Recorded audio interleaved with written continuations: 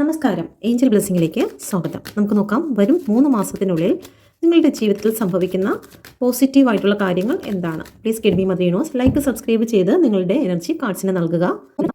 ഇതിലൊരു കാർഡ് നിങ്ങൾ സെലക്ട് ചെയ്യുക, ഫസ്റ്റ്, സെക്കൻഡ്. ഓക്കെ, നിങ്ങൾ സെലക്ട് ചെയ്തെന്ന് വിശ്വസിക്കുന്നു. 1ാമത്തെ കാർഡ് സെലക്ട് ചെയ്തവരുടെ ജീവിതത്തിൽ 3 മാസത്തിനുള്ളിൽ സംഭവിക്കുന്ന പോസിറ്റീവ് കാര്യങ്ങൾ.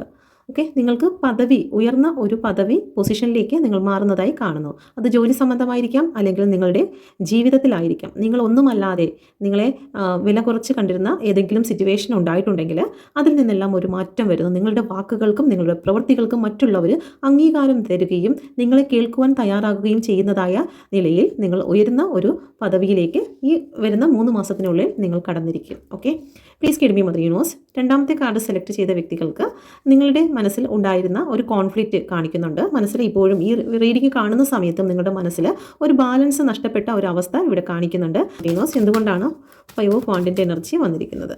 ഓക്കെ, നിങ്ങൾ ഒരുപാട് ആൻസൈറ്റി ഡിപ്രഷനിലൂടെയാണ് കടന്നു പോകുന്നത്. ഇപ്പം നിങ്ങളുടെ തോന്നലുകളാണ് ഈ കാണിക്കുന്നത് മുഴുവനും.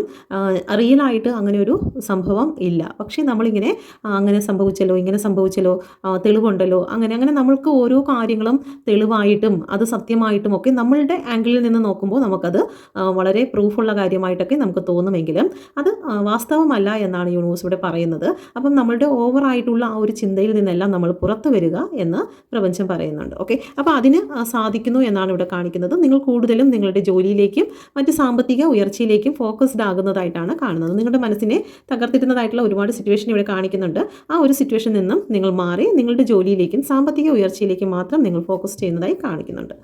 മൈനർ ആർക്കാന കാർഡാണ് ഇത്, മേജർ ആർക്കാനയാണ്. ഓക്കെ, നമുക്ക് ഈ 2ാമത്തെ കാർഡുകാർക്ക് ഒരു ഗൈഡൻസ് കൂടി എടുക്കാം. Please get me mother universe. 2ാമത്തെ കാർഡ് സെലക്ട് ചെയ്ത വ്യക്തിയോട് പ്രപഞ്ചശക്തി നൽകുന്നതായിട്ടുള്ള ഗൈഡൻസ് എന്താണ്? എന്ത് ഗൈഡൻസ് ആണ് നൽകുന്നത്? ഓക്കെ, നിങ്ങൾ കാത്തിരിക്കുക. യൂണിവേഴ്സിൻ്റെ ഒരു ടൈമിന് വേണ്ടി നിങ്ങൾ കാത്തിരുന്നേ മതിയാകുകയുള്ളൂ. നിങ്ങൾ ഇലൂഷനിലോട്ട് കടന്നു പോകാതിരിക്കുക. ഇവിടെ നോക്കിക്കഴിഞ്ഞാൽ ഈ ക്ലൗഡിൻ്റെ അകത്ത് ഒരുപാട് കപ്പുകളെ നമുക്ക് കാണാൻ സാധിക്കില്ല. ഈ ക്ലൗഡ് എന്ന് പറയുന്നത് മാഞ്ഞു പോകുന്നതാണ് അല്ലേ, അത് സ്ഥിരതയുള്ളതല്ല. ഇത് നമ്മളുടെ ഒരു ചിന്താഗതിയാണ്. അങ്ങനെ അവിടെ വാസ്തവമായിട്ട് അവിടെ ഉണ്ട് എന്ന് നമ്മൾ വിചാരിക്കുന്ന ചില കാര്യങ്ങളാണ്, പക്ഷേ അതവിടെ ഇല്ല.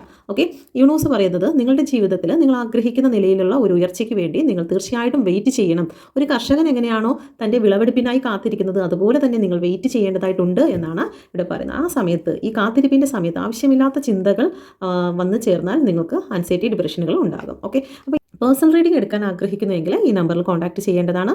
നിങ്ങൾ ടാരോ കാർഡ് നിങ്ങളുടെ പ്രൊഫഷണലായിട്ട് എടുക്കാൻ താല്പര്യപ്പെടുന്നുവെങ്കിൽ നിങ്ങൾക്ക് കോൺടാക്ട് ചെയ്യാം. വളരെ ലളിതമായ രീതിയിൽ തന്നെ ക്ലാസ്സുകൾ നിങ്ങൾക്ക് നൽകുന്നതായിരിക്കും.